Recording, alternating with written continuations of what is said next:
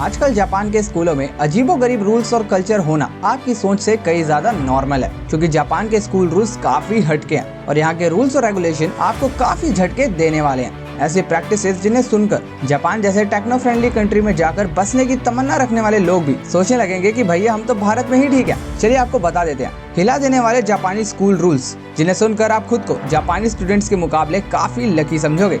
Video में बने रहें लास्ट तक, और अगर आपने अब तक हमारे चैनल को सब्सक्राइब नहीं किया तो अभी सब्सक्राइब कर दीजिए और बेल आइकन भी प्रेस कीजिए। Relationship rule. जब बात रिलेशनशिप रूल की आती है तो ये चीज हर जगह पर थोड़ी पाबंदी के साथ की जाती है, क्योंकि स्कूल में बच्चे टीनेजर होते हैं, जिस वजह से कोई भी उनके रिलेशनशिप को एक्सेप्ट नहीं करता। लेकिन किसी को पता चल गया तो कोई इतना बड़ा इशू भी नहीं होता।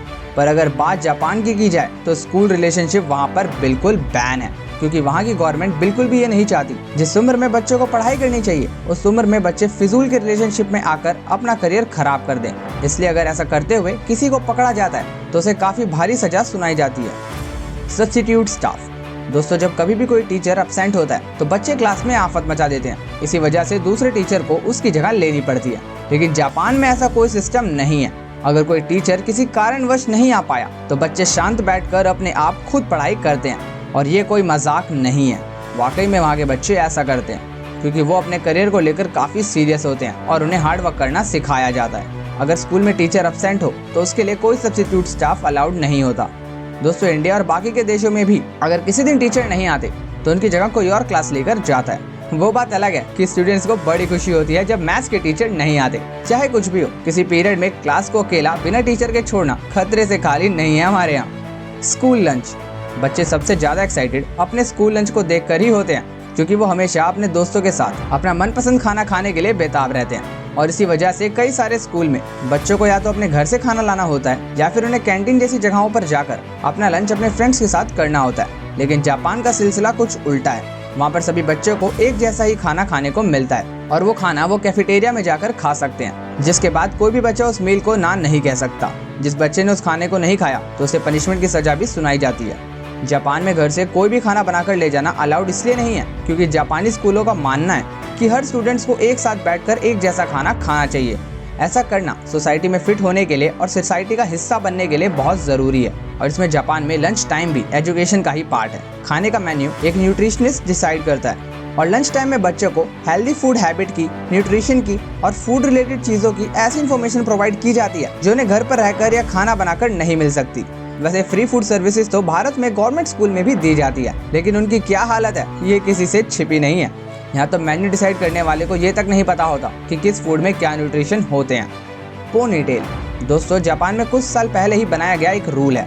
जापानीज स्कूल में फीमेल स्टूडेंट को पोनीटेल बनाना अलाउड नहीं है। जितना अजीब ये रूल है उससे भी ज्यादा अजीब है इसका कारण।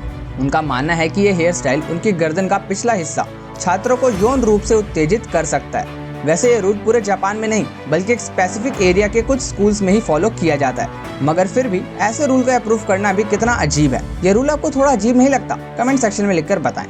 जेनिटोरियल ड्यूटीज। ज्यादातर स्कूलों में स्कूल की साफ सफाई करने के लिए अलग से लोग हायर किए जाते हैं, जो बच्चों के जाने के बाद पूरे स्कूल की साफ सफाई करते हैं ताकि अगले दिन बच्चे फ्रेश शुरुआत कर सके। लेकिन जापान में ऐसा कुछ भी नहीं है। वहाँ पर बच्चों को खुद ही अपनी क्लासरूम साफ करनी पड़ती है, और सिर्फ स्टूडेंट्स ही नहीं बल्कि टीचर भी इस काम में बच्चों की मदद करते हैं, जिस वजह से उन्हें ना सिर्फ अपने क्लासरूम की बल्कि पूरे स्कूल की साफ सफाई में हेल्प करनी पड़ती है, ताकि पूरा स्कूल चमचमाता रहे और बच्चे खुद से साफ सफाई जैसी चीजों का ध्यान रख सके, ताकि उन्हें ये सारी चीजें लाइफ में कभी प्रॉब्लम ना दे। The कांचो game. अगर आपको ये चीज नॉर्मल लगती है तो यकीन मानिए कि आप खुद नॉर्मल नहीं है। जापान में कांचो गेम सिर्फ स्टूडेंट्स ही आपस में नहीं खेलते बल्कि टीचर्स के साथ भी खेली जा सकती है। ये गेम कम और एक बेहुदा हरकत ज्यादा लगती है। इस गेम को खेलने का नियम है कि पार्टिसिपेंट को अपने हाथ को नमस्ते की तरह जोड़ना है और बिना चेतावनी दिए दूसरे पार्टिसिपेंट के पीछे से जाकर उसके बट के बीच में अपने जोड़े में हाथों से हिट करना है। लेकिन भारत में ऐसी हरकत करने पर आपको स्कूल से सीधा निकाला जा सकता है। आपको ट्रांसफर सर्टिफिकेट भी मिल जाएगा। लेकिन यहाँ पर जापान में बड़ा ही अच्छा गेम माना जाता है। ये गेम बहुत ही एम्बैरेसिंग और वियर्ड है, लेकिन जापानी स्कूलों में नॉर्मल है और इसे फनी कल्चर माना जाता है। लेकिन दोस्तों, ये स्टंट आप किसी के भी साथ भारत में ना करें, नहीं तो बड़ी मुसीबत में फंस सकते हैं। ग्रीटिंग्स।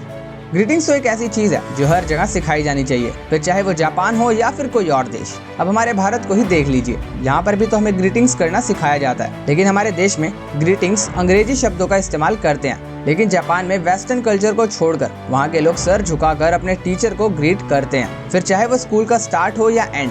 यानी कि वो ग्रीटिंग्स में किसी भी वेस्टर्न चीज को ना लाकर अपने कल्चर को बढ़ावा देते हैं, ताकि उनके बच्चे ये समझ सकें कि उनका कल्चर कैसा है और उनका कल्चर किसी भी चीज से कम नहीं है, जो कि अपने आप में ही बहुत बड़ी बात है। वरना हमारे देश में हर बच्चा गुड मॉर्निंग, गुड आफ्टरनून और गुड इवनिंग की रट लगाए हुए आपको नजर आ जाएगा। हाथ जोड़कर नमस्ते करना तो भूल ही गए हैं। School uniform. अब जाते हैं जापान के सबसे अहम स्कूल रूल्स पर, जो केवल कुछ देशों में लागू होता है, और वो कुछ और नहीं बल्कि वहाँ का यूनिफॉर्म है। क्योंकि हमारे भारत की तरह जापान में भी स्कूल यूनिफॉर्म्स पहनकर ही स्कूल में एंट्री होती है। अगर बच्चा बिना यूनिफॉर्म के आया है तो उसे अंदर नहीं घुसने दिया जाएगा। दोस्तों, ड्रेस कोड से रिलेटेड नियम तो भारत में भी हैं, लेकिन जापान के स्कूल यूनिफॉर्म को लेकर कुछ ज्यादा ही स्ट्रिक्ट हैं। केवल क्लोथ, शूज ही नहीं बल्कि सब कुछ यूनिफॉर्म में होना चाहिए। सिर्फ बालों का कलर ही नहीं, सॉक्स की लेंथ, स्कर्ट की लेंथ, नेल्स, स्लीव्स और कुछ स्कूलों में तो अंडरवेयर का कलर भी स्पेसिफिक ही होना चाहिए। ये सब कुछ स्कूलों के रूल में शामिल है और फॉलो नहीं करने पर मिलती है पनिशमेंट। लेकिन स्टूडेंट की आवाज उठाने पर बहुत से स्कूलों ने ऐसी ड्रेस कोड को बंद कर दिया है। Black hair. दोस्तों, जापानीज स्कूलों में ऐसा अज्यूम किया जाता है कि जापानीज बच्चों के बाल ब्लैक ही होते हैं। अगर किसी स्टूडेंट के बालों का रंग ब्लैक नहीं है तो ऐसा माना जाता है कि उन्होंने अपने बाल कलर किए हैं, और मजबूरन स्टूडेंट्स को अपने बालों को ब्लैक करवाना पड़ता है क्योंकि उनकी यूनिफॉर्म ब्लैक है और बाकी सभी स्टूडेंट्स के बाल भी ब्लैक हैं। अगर किसी स्टूडेंट्स के बालों में कलर डिफरेंट है तो वह क्राउड में अलग ही दिखाई देगा, और ऐसा छात्र स्कूल में अलाउ नहीं किया जाता है। ऐसा कुछ भी करना अलाउड नहीं है जिससे कोई स्टूडेंट बाकी सबसे थोड़ा भी अलग नजर आए। यहाँ तक कि बालों की रूट्स ब्राउन कलर की दिख जाने पर भी उसे पनिश किया जाता है। दोस्तों, आपको इनमें से कौन सा रूल सबसे ज्यादा अजीब लगा, या कोई रूल आपको अच्छा लगा तो कमेंट करके हमें जरूर बताएं। और वीडियो अच्छा लगा हो तो लाइक, शेयर एंड सब्सक्राइब जरूर करें। मिलते हैं अगले वीडियो में।